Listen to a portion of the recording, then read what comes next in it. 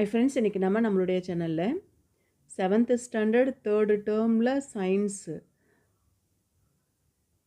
First lesson ஒளியியல் இந்த பாடத்தில் இருக்கிற book back one word questions தான் இப்போ நம்ம பார்க்க போகிறோம். நம்மளுடைய சேனலை சப்ஸ்கிரைப் பண்ணாமல் பார்க்குறவங்க சப்ஸ்கிரைப் பண்ணிவிட்டு பாருங்கள். பக்கத்தில் இருக்கிற பெல்லைக்கானை கிளிக் பண்ணிக்கோங்க. அப்போ தான் அடுத்தடுத்த புது வீடியோஸ் உங்களுக்கு நோட்டிஃபிகேஷனில் வரும். ஃபஸ்ட் ரோமன் சரியான விடையை தேர்ந்தெடுக்க. இதில் ஃபஸ்ட் கொஸ்டின், ஒளியானது எப்பொழுதும் டேஷ் செல்லும். இந்த பண்பு டேஷ் என அழைக்கப்படுகிறது. ஃபஸ்ட்டு கொஸ்டினில் 2 டேஷ் இருக்குது. ஒளியானது எப்பொழுதும் நேர்கோட்டில் செல்லும். இந்த பண்பு ஒளியின் நேர்கோட்டு பண்பு என அழைக்கப்படுகிறது. ஒன்றுக்கான பதில் நேர்கோடு, ஒளியின் நேர்கோட்டு பண்பு. ரெண்டாவது, ஆடியில் படும் ஒளியானது டேஷ். ஆடியில் படும் ஒளியானது எதிரொலிப்பு அடைகிறது. 2க்கான பதில் ஆப்ஷன் பி. 3, டேஷ் பரப்பு ஒளியை எதிரொலிக்கிறது. 3க்கான பதில் கண்ணாடி. 4, ஒளி என்பது ஒரு வகை டேஷ். ஒளி என்பது ஒரு வகை ஆற்றல். 5, நீங்கள் உங்கள் பிம்பத்தை பளபளப்பான பரப்பில் பார்க்க இயலும், ஆனால் மரமேஜையின் பரப்பில் பார்க்க இயலாது. ஏனெனில் இதுக்கான பதில் ஒழுங்கான எதிரொலிப்பு பளபளப்பான பரப்பின் நடைபெறுகிறது மற்றும் ஒழுங்கற்ற எதிரொலிப்பு மரமேஜையில் நடைபெறுகிறது. 5க்கான பதில் ஆப்ஷன் பி. கேள்வி 6, பின்வருவனவற்றில் எது பகுதி ஒளி ஊடுருவும் பொருள்? மேகம்தான் பகுதி ஒளி ஊடுருவும் பொருள். 6க்கான பதில் ஆப்ஷன் டி. கேள்வி 7, ஒளியானது டேஷ் எதிரொலிப்பு நடைபெறுகிறது. ஒளியானது இதில் எதுவுமே கிடையாது, அதனால் மேற்கூறிய எதுவும் இல்லை அப்படிங்கிறது ஆன்சரு. 8, கீழ்காணும் எப்பொருள் ஒளியை நன்கு எதிரொலிக்கிறது அப்படின்னா சமதள ஆடியில் தான் ஒளியை நன்கு எதிரொலிக்கிறது. 9, சிவராமன் 1 மீட்டர் அளவுகோலை காலை 7 மணிக்கு விளையாட்டு மைதானத்தில் நேர்குத்தாக நிற்க வைக்கிறான். நண்பகலில் தோன்றும் அளவுகோலின் நிழலானது எப்படி இருக்கும் அப்படின்னா காலையில் தோன்றிய நிழலை விட குறைவாக நிலம் கொண்டது. 10, ஊசித்துளை கேமராவில் தோன்றும் பிம்பம் தலைகீழானது. ஏனெனில் டேஷ்ன்னு கொடுத்துருக்காங்க. 10க்கான பதில் ஒளியானது நேர்கோட்டில் செல்லும். அதான் ரைட்டு. அடுத்து 11, பின்வரும் எந்த கூற்று நிழல்கள் உருவாக்கத்தை விளக்குகிறது அப்படின்னா ஆப்ஷன் ஏ, ஒளி நேர்கோட்டில் செல்கிறது. இதுவும் கரெக்டு தான். ஆப்ஷன் பி, ஒளி ஊடுருவா பொருள் ஒளியை தன் வழியே அனுமதிப்பில்லை. இதுவும் கரெக்டு தான். அப்போது 11க்கான பதில் ஆப்ஷன் ஏ தான் கரெக்டு. ஆப்ஷன் ஆ ரெண்டுமே கரெக்டு தான். அடுத்து கோடிட்ட இடங்களை நிரப்புக. 1, ஒரு சமதள ஆடியானது உருவாக்கும் பிம்பம் டேஷ் ஆகும். ஒரு சமதள ஆடியானது உருவாக்குற பிம்பம் நேரான மாயபிம்பம் ஆகும். 1க்கான பதில் நேரான மாயபிம்பம். 2, டேஷ் எதிரொலிப்பானது பொருட்களை காண உதவுகிறது. ஒளி எதிரொலிப்பானது பொருட்களை காண உதவுகிறது. 2க்கான பதில் ஒளி. 3, ஒளிக்கதிர்கள் பளபளப்பான பரப்பின் மீது விழும்பொழுது அவை டேஷ் அடைகிறது. ஒளிக்கதிர்கள் பரபரப்பான பரப்பின் மீது விழும்பொழுது அவை ஒழுங்கான எதிரொலிப்பு அடைகிறது. 3க்கான பதில் ஒழுங்கான எதிரொலிப்பு. 4, சூரிய ஒளியானது பல வண்ணங்களின் கலவையாகும். 4க்கான பதில் பல. 5, ஒரு வெள்ளொளியானது 7 வண்ணங்களாக பிரிகையடையும் நிகழ்வுக்கு என்ன பேர் அப்படின்னா நிறப்பிரிகை அப்படின்னு அர்த்தம். 6, சந்திரன் சூரியனிடமிருந்து ஒளிக்கதிர்களை டேஷ் செய்கிறது. சந்திரன் சூரியனிடமிருந்து ஒளிக்கதிர்களை பெற்று பிரதிபலிக்க செய்கிறது. 7, டேஷ் பயன்படுத்தி சூரிய ஒளியில் அடங்கியுள்ள வண்ணங்களை பிரிக்கலாம். எதை பயன்படுத்தி பிரிக்கலாம்? முப்பட்டகத்தை பயன்படுத்தி பிரிக்கலாம். 8, சொரசொரப்பான பரப்பின் மேல் டேஷ் எதிரொலிப்பு நடைபெறுகிறது. சொரப்பான பரப்பின் மீது ஒழுங்கற்ற எதிரொலிப்பு நடைபெறுகிறது. அடுத்து 3rd ரோமனை பார்த்துடலாம். சரியா தவறா? 1, ஆடியின் முன் நிற்கும்போது உன் வலக்கையில் பிம்பமும் இடக்கையில் பிம்பமும் ஒரே மாதிரியாக தோற்றமளிக்கிறது. இது தவறு. 2வது, சூரிய ஒளியானது நீர்த்துளிகளின் மூலம் நிறப்பிரிகை அடைந்து வானவில் தோன்றுகிறது. இது கரெக்டு. 3, சமதள ஆடியில் தோன்றும் பிம்பம் இடவளமாற்றம் அடைகிறது. எனவே டெலிஸ்கோப்பின் மூலம் தோன்றும் பிம்பம் இடவளமாற்றம் அடைகிறது. இது தவறு. 4 சூரிய ஒளியை கோள்கள் எதிரொலிப்பதன் காரணமாக அதனை காண முடிகிறது. இது வந்து கரெக்டு. 5 புத்தகத்தின் மேற்பரப்பு ஒளியை எதிரொலிப்பதால் புத்தகத்தை நாம் காண முடிகிறது. இது வந்து கரெக்டு. 6 ஊசித்துளை கேமராவில் தோன்றும் பிம்பம் நேர்மாறு பிம்பமாகும். இதுவும் கரெக்டு. கேள்வி 7 ஊசித்துளை கேமராவில் தோன்றும் பிம்பத்தின் அளவும் பொருளின் அளவும் சமம். இது வந்து சமமாக இருக்காது, அதனால் இது தவறு. 8 சமதள ஆடியில் தோன்றும் பிம்பம் தலைகீழ் மாற்றம் அடைகிறது. இது வந்து தவறு. 9 சமதள ஆடி ஒளி ஊடுருவாத ஒரு பொருளாகும். இது வந்து கரெக்டு. 10 ஒரு பொருளின் நிழல் பொருளின் இருக்கும் அதே பக்கத்தில் அமையும். இது வந்து தவறு. கேள்வி 11 நம்மை சுற்றி இருக்கும் பொருட்களை ஒளியின் ஒழுங்கான எதிரொலிப்பில் மூலமே காண்கிறோம். இதுவும் தவறு. கேள்வி 12 வேறு ஒல்லொளியானது முப்பட்டகம் வழியே செல்லும் பொழுது அது 7 வண்ணங்களாக பிரிக்கப்படுகிறது. இது வந்து கரெக்டு. அடுத்து 12 பொறுத்துக்க பார்த்துடலாம். நேர்கோட்டு பண்பு இது வந்து ஊசித்துளை கேமரா. சமதள ஆடி அப்படிங்கிறது பெரிஸ்கோப். மின்முனி பூச்சி அப்படிங்கிறது ஒளிரும் பொருள். நிலா அப்படிங்கிறது ஒளிரா பொருள். அகன்ற ஒளி மூலம் அப்படிங்கிறது புறநிழல். ஒழுங்கான எதிரொலிப்பு அப்படிங்கிறது பளபளப்பான பரப்பு. சூரியன் அப்படிங்கிறது 7 சூரியன் அப்படிங்கிறது முதன்மை ஒளி மூலம். 8 7 வண்ணங்கள் அப்படிங்கிறது நிறப்பட்டை.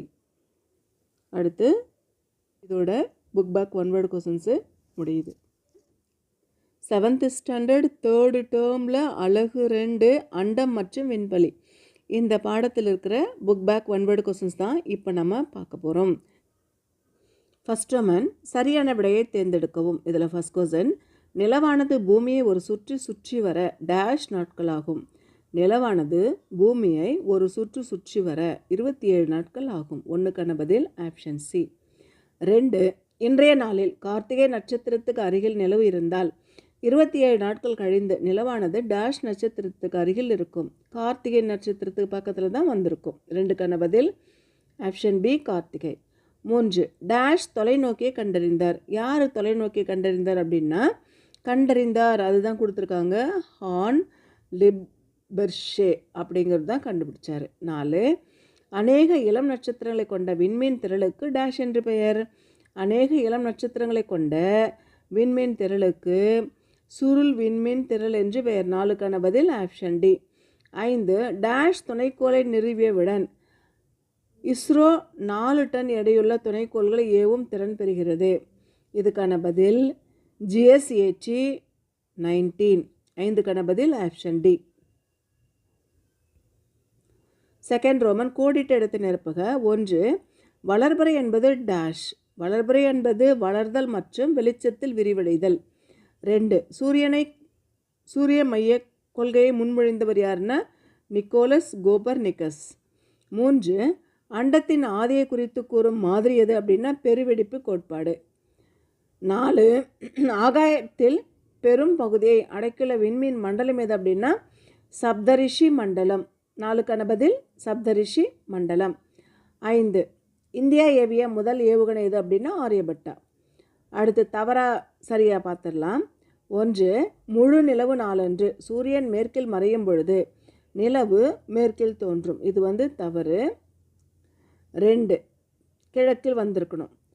நிலவானது பாதியை விட குறைவாக ஒளிரும் நிலைக்கு பிறை நிலை என்று பெயர். இது வந்து கரெக்டு தான். 3 கலோலியோ புவிமைய கொள்கையை வழிமொழிந்தார். இது தவறு. 4 நமது பால்வெளி திரளானது நீள்வட்ட விண்மீன் திரள் ஆகும். இது வந்து தவறு. 5 நமது சூரிய குடும்பத்தில் உள்ள வெள்ளிக்கோளுக்கு நிலவு கிடையாது. இது வந்து கரெக்டு.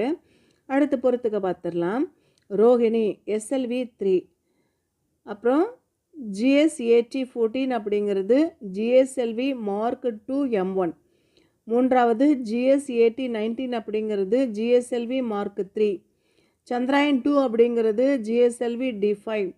மங்கள்யான் அப்படிங்கிறது PSLV XL C25.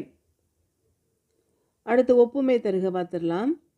பழைய நட்சத்திரங்கள் நீட்வெட்ட விண்மீன் திரள் பழைய நட்சத்திரங்களை நீள்வட்ட விண்மீன் திரள்னு சொல்கிறோம். புது நட்சத்திரங்களை என்ன சொல்கிறோம்? சுருள் விண்மீன் திரள்னு சொல்கிறோம். ரெண்டாவது, அருகிலுள்ள விண்மீன் திரள் ஆண்ட்ரமெடா அப்படின்னு சொல்லப்படுது. அருகிலுள்ள நட்சத்திரம் என்ன சொல்கிறோம்? ஆல்ஃபா சென்டாரி அப்படின்னு சொல்கிறோம். இதோட இந்த 2வது பாடத்தில் இருக்கிற book back one word questions முடியுது. 7th ஸ்டாண்டர்ட் சயின்ஸில் 3rd டேர்மில் அலகு 3 பலபடி வேதியியல் இந்த பாடத்தில் இருக்கிற book back one word questions தான் இப்போ நம்ம பார்க்க போகிறோம். ஃபஸ்ட் ரோமன், சரியான விடையை தேர்ந்தெடுக்கவும். இதில் ஃபஸ்ட் கொஸ்டின், மனிதனால் உருவாக்கப்பட்ட முதல் இழை டேஷ் ஆகும். மனிதனால் உருவாக்கப்பட்ட முதல் இழை ரேயான். 1க்கான பதில் ஆப்ஷன் சி ரேயான். கேள்வி 2, வலுவான இழை டேஷ் ஆகும். வலுவான இழை அப்படிங்கிறது நைலான். 2க்கான பதில் ஆப்ஷன் பி நைலான். கேள்வி 3, ஒரு இயற்கை இழையினை சுடரில் காட்டினால் அவ்விழை எரியும். 3க்கான பதில் ஆப்ஷன் பி எரியும். 4, கம்பளியை போன்ற பண்புகளை கொண்ட செயற்கை இழை எது? கம்பளியை போன்ற பண்புகளை கொண்ட செயற்கை இழை அக்ரிலிக். 4க்கான பதில் ஆப்ஷன் சி அக்ரிலிக். கேள்வி 5, நெகிழியின் சிறந்த பயன்பாடு என்பது டேஷ் என்ற பயன்பாட்டில் அறியலாம். நெகிழியின் சிறந்த பயன்பாடு என்பது இரத்தப் பைகள் என்ற பயன்பாட்டில் அறியலாம். 5க்கான பதில் ஆப்ஷன் ஏ.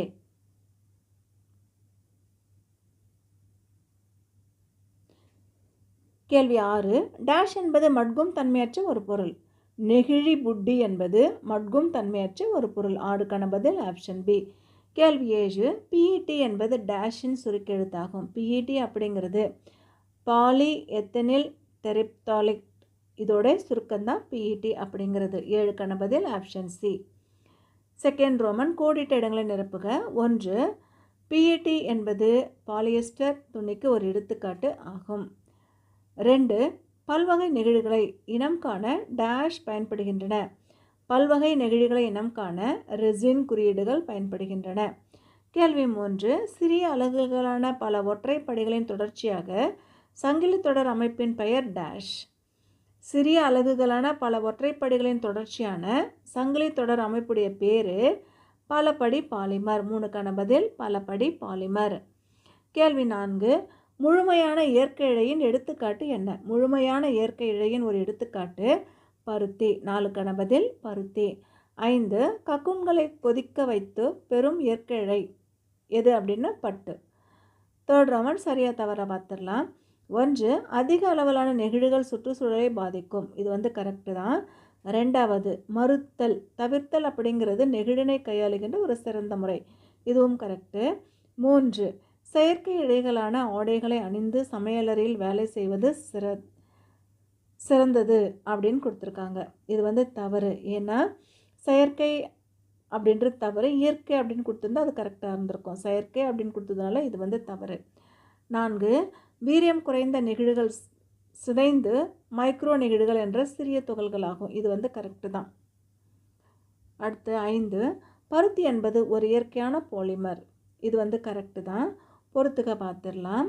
நைலான் அப்படிங்கிறது இழை, பிவிசி அப்படிங்கிறது வெப்பத்தால் இலகும் நெகிழி, பேக்லைட் அப்படிங்கிறது வெப்பத்தால் இறுகும் நெகிழி, டெஃப்சான் அப்படிங்கிறது ஒட்டாத சமையல் கலன்கள், ரேயான் அப்படிங்கிறது மரக்குள். அடுத்து சரியான வரிசையில் எழுதுகன்னு கேட்டிருக்காங்க. இது ஆர்டர் மாற்றி கொடுத்துருக்காங்க. நம்ம ஆர்டர் வைஸ் எழுதணும். முதல்ல வர்றது நீர், மாவு, வினிகர் மற்றும் கிளிசரனை கொண்ட ஒரு சமைக்கும் கலவை கலக்கவும். 2வது, அந்த திரவம் தெளிவடையும் வரை மிதமான சூட்டில் தொடர்ந்து கலக்கவும். 3வது, அந்த திரவமானது கொதிக்க தொடங்கும் பொழுது அதனை அடுப்பிலிருந்து எடுத்து விடலாம். 4வது, அந்த ஜெலினை அலுமினிய தட்டின் மேல் பரப்பி விடவும். 5வது, ஒரு குவளை போன்று ஒரு கிண்ணம் போன்று வடிவமைக்கவும். 6வது, இந்த பொருளை நாம் பயன்படுத்தும் முன்னாடி 24 மணி நேரம் குளிர வைக்கணும். இந்த மாதிரி ஆர்டர் வைஸாக எழுதணும்.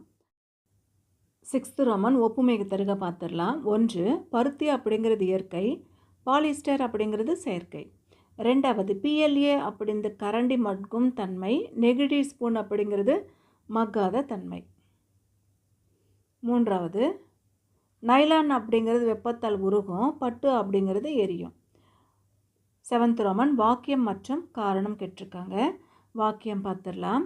மண்ணில் புதைக்கப்பட்ட காய்கறி தோல்கள் 2 வாரங்களில் மறைந்து போகிறது. இது வந்து கரெக்டு தான். காரணம், காய்கறி தோல்கள் மட்கும் தன்மை கொண்டது. இதுவும் கரெக்டு தான்.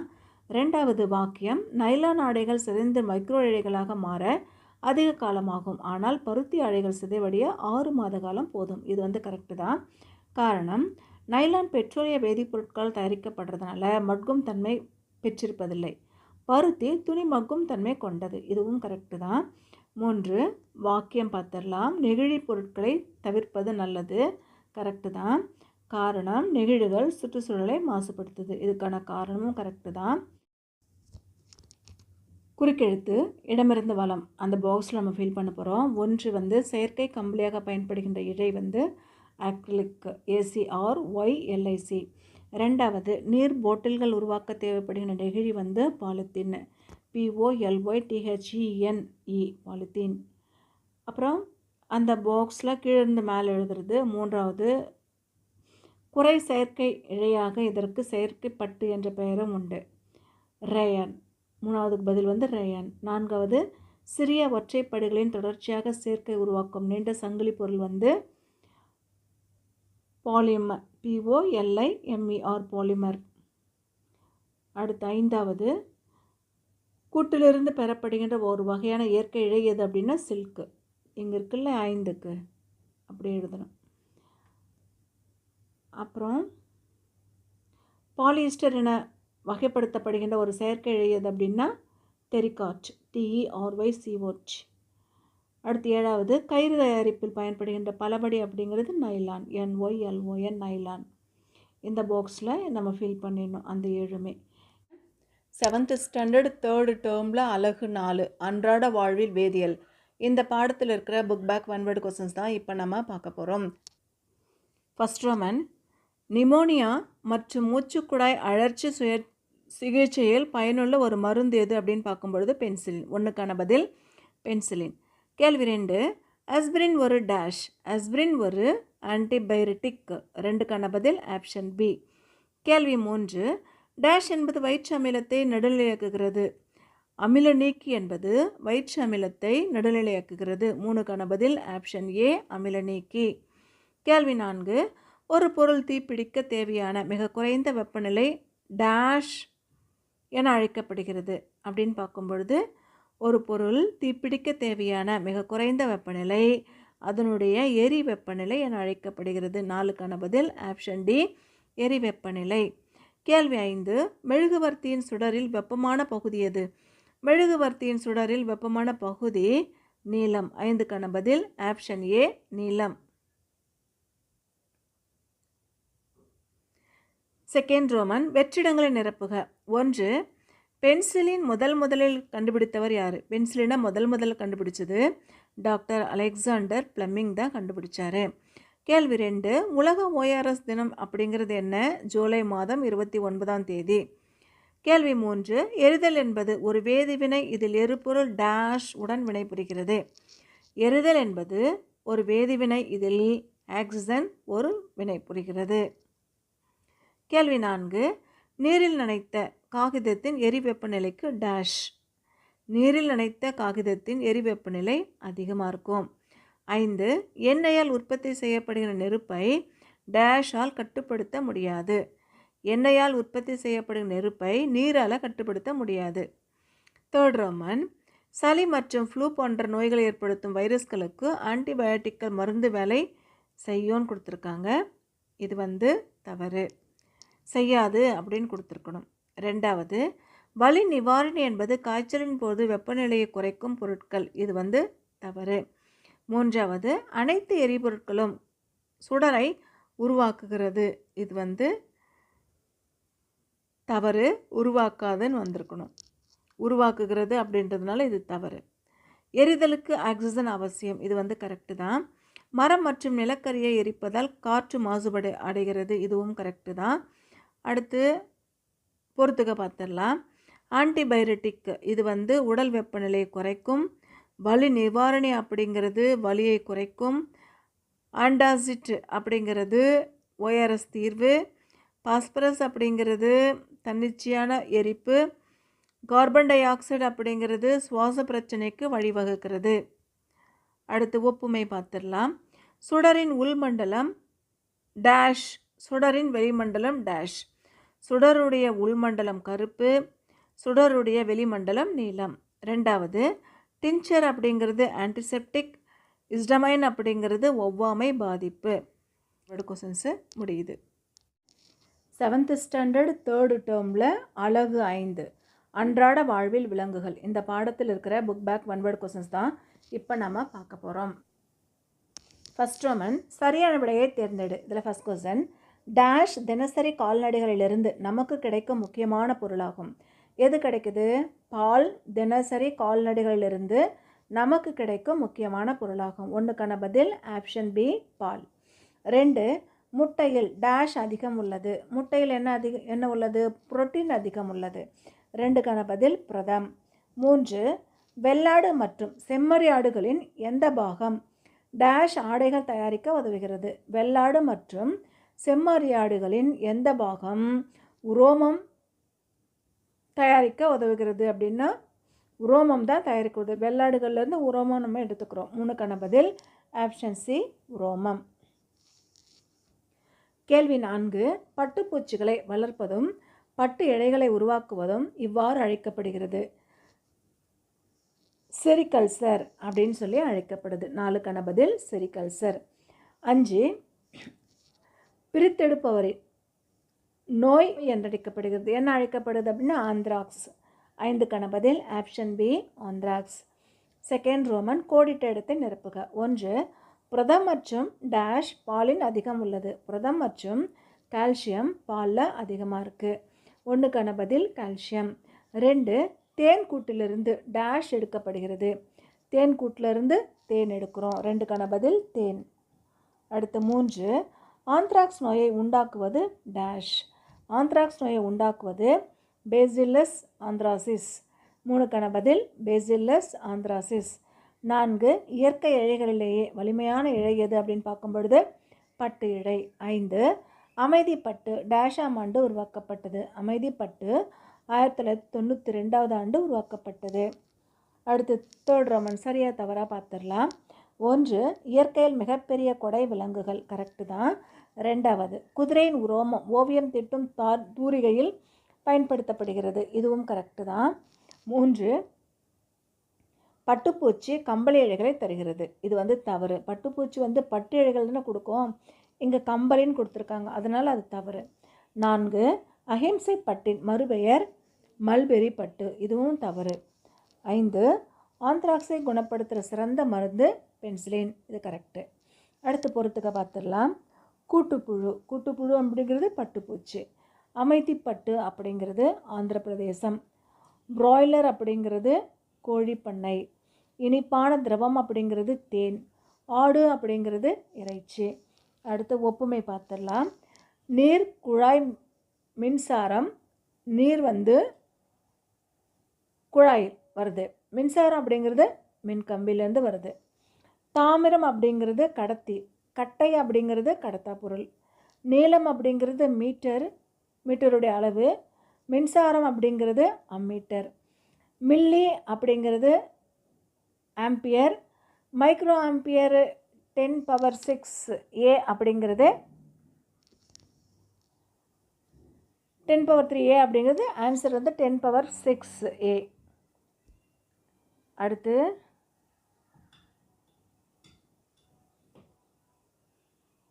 கூர்ச்சு காரணம் பார்த்துடலாம். கூர்ச்சு விலங்குகளின் உரோமங்களிலிருந்து இழைகள் எடுக்கப்படுகிறது. கூர்ச்சு கரெக்டு தான். காரணம் ஆடு யாக் அல்பாகா, உரோம ஆடு அல்பாகா அப்படிங்கிறது மற்றும் முயல் கம்பளி இழைகளை தருகிறது. இதுவும் கரெக்டு தான். அப்போ 1க்கான பதில் என்ன? கூர்ச்சும் காரணமும் சரி. அதான் கரெக்டு. அடுத்து 2வது கூர்ச்சு பெனிசிலின் மற்றும் சிப்ரோஃப்ளோக்சசின். கூற்று கரெக்டு தான். காரணம் இந்த மருந்துகள் பசு அம்மையை குணமாக்கும். காரணம் தவறு. அப்போது 2க்கான பதில் கூற்று சரி, காரணம் தவறு. இதோட இந்த பாடத்தில் இருக்கிற book back one word questions எல்லாமே பார்த்துருக்கோம். 7th ஸ்டாண்டர்ட் 3rd டேர்மில் அலகு 6 காட்சி தொடர்பியல் இந்த பாடத்தில் இருக்கிற book back one word questions பார்த்துடலாம். ஃபர்ஸ்ட் ரோமன், சரியான விடையை தேர்ந்தெடுத்து எழுதுக. இதில் ஃபர்ஸ்ட் கொஷின், தேர்ந்தெடுத்த உரையை நகலெடுக்க டேஷ் விசைப்பலகை குறுக்கு வழி பயன்படுகிறது. தேர்ந்தெடுத்த உரையை நகலெடுக்க Ctrl+C விசைப்பலகை குறுக்கு வழி பயன்படுகிறது. ஒன்றுக்கான பதில் ஆப்ஷன் ஏ. 2, தேர்ந்தெடுத்த உரையை வெட்ட டேஷ் விசைப்பலகை குறுக்கு வழி பயன்படுகிறது. தேர்ந்தெடுத்த உரையை வெட்ட Ctrl+X விசைப்பலகை குறுக்கு வழி பயன்படுகிறது. 2க்கான பதில் ஆப்ஷன் சி. 3, லிபர் ஆஃபீஸ் ரைட்டரில் எத்தனை வகையான பக்க அமைவுகள் உள்ளது? லிபர் ஆஃபீஸ் ரைட்டரில் 2 வகையான பக்க அமைவுகள் உள்ளது. 3க்கான பதில் 2. 4, திரையில் ரூலர் தெரியாவிட்டால் டேஷ் கிளிக் செய்ய வேண்டும். திரையில் ரூலர் தெரியாவிட்டால் வியூ ரூலர் கிளிக் செய்ய வேண்டும். 4க்கான பதில் ஆப்ஷன் ஏ. 5, ஆவணத்தை சேமிக்க மெனு பயன்படுகிறது. ஆவணத்தை சேமிக்க என்ன மெனு பயன்படுது? ஃபைல் சேவ் பயன்படுது.